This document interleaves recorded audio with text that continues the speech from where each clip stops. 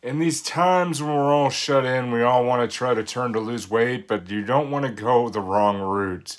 People are going to turn to alternatives, but one of them that is not right is fasting. You're going to lose muscle as well, and that's what you don't want to do. My name's Nick Tabor. I'm a personal trainer, and I talk about this stuff on this channel because, man, I've gone through all of that. So, hey.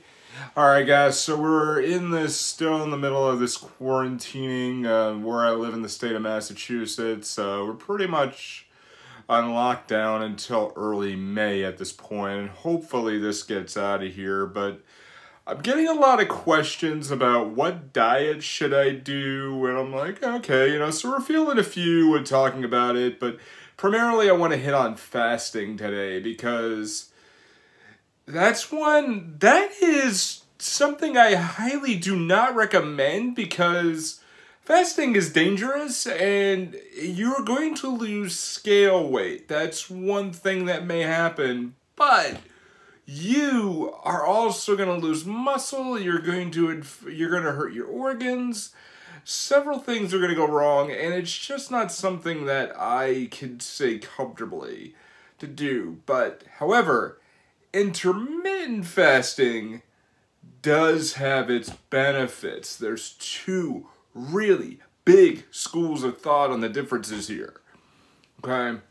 So you're fasting amidst people who don't eat for a very long stretch of time. They do nothing but maybe have sips of coffee with some Himalayan sea salt or and other, and some other stuff, maybe, a ton of water just to roll through it. And what it's supposed to do in theory is have your body tap into the fat reserves and burn the fat. No, that's not what's going to happen, right? So intermittent fasting is where you go for a certain period of time and you still eat and give your body its nutrients, but you eat within a small window. That's okay.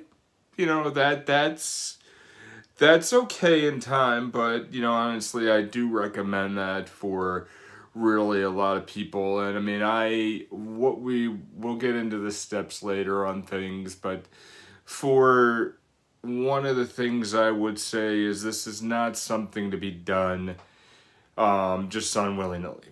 At all. But anyway, so with fasting itself, what happens is when you do a long period time with fast, or when you don't give your body any nutrients whatsoever, any vitamins or any problems, or start doing it the wrong way, what happens is the body does not pull from the fat first, because what it does is it tells the brain that we're in panic mode. This is an emergency.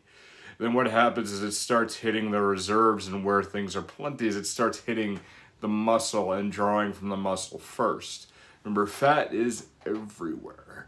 Fat's stored everywhere in your body, not just your gut. So you've got to remember, it starts pulling from the muscle, and then it starts pulling from the organs and pulling anywhere where there's hydration. And that'll pull from that first, and then you see people become very emaciated. Then it pulls from the gut, and you start losing there.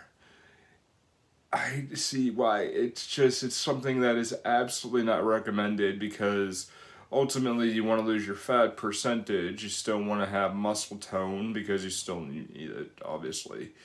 But intermittent fasting, here's the good side of that. What you can do is eat between a certain period of time and then gauge your calories accordingly. So you allow the body to pull in all the food and pull in all the vitamins, nutrients, and everything that it needs in order to go ahead and do well. But please, for the sake of all that is good, what I would want to see you do is get into a few steps before you do any of this. So, number one, we want you to read thoroughly. Read thoroughly through it so you know what you're getting into. A lot of people, use these diets, or somebody on Instagram or on YouTube who hey, I did this diet, but you know what they don't tell? 90% of the time is they do not say everything that's going on, like what they did in order to get to that headspace. I have a good buddy of mine who actually did intermittent fasting, and he did it. It started cutting down his calories, and he went from somewhere from like 220 pounds down to 195, I believe, within a month and a half. And he did very well, but he actually did this correctly. He didn't really care about, you know, keeping a lot of muscle because he had people in order to help him out if he needed to do anything, and he just really wanted to be a lot leaner because he's a dancer. So I'm like, all right, you know, that's good. So he learned to, he cut and restricted it, but he also did a lot of research, went on his government websites and looked at the health ministries. He's in Canada, and looked at all the recommendations, but also for number 2, consult a doctor. And that's the hugest part of all of this. There may be reasons why you should not do any of this at all, why you should eat it, because if people want to do intermittent fasting, they're like, yeah, but, you know, I want to fast, but I'm a diabetic. You should not freaking fast at all. Like, no. Not at all in the slightest, because what's going to happen is your blood sugar levels are going to go like this and start waving and start doing some crazy things that's going to hurt your organs and things that you do need to have protected. I personally, myself, I don't mind fasting every once in a great while, but I shouldn't, because I had kidney stones a few years ago, so my kidneys cannot filter a lot in one given period, so I just simply need to space my meals out if I do it and just really go on portion control. Number 3, in all honesty, the really thing you should do is, after you've done the research, consulted with your doctor, is just try it for an intermittent period. But it sounds like 2 and 3 are the same, but keep tabs with somebody who is a professional. Okay, hey, it's going good, it's going great, because people want to do this all themselves. And what do you want to show is, you want to show the very beginning when you're at your biggest and the very end when you're at your lowest weight, right? Nobody is paying attention to what's in the middle. Ever. And that's the stupidest part of it, because there's so many things like, oh yeah, you're doing great, you're losing weight, that's awesome, that's amazing, you lost all that weight. But yeah, what did you have to do in the process? You didn't have, not good. And just keep tabs with everyone. After you've consulted a doctor, consulted a trainer, a dietitian, whoever, keep tabs with them and see, okay, what's going to happen, because you might have problems like myself. Well, I said I have kidney problems, so I cannot do fasting. Like, it's just something that I cannot do. I do need to keep up a lot of water every day to make sure the filtration is good. But I also dehydrate very easily because of that as well.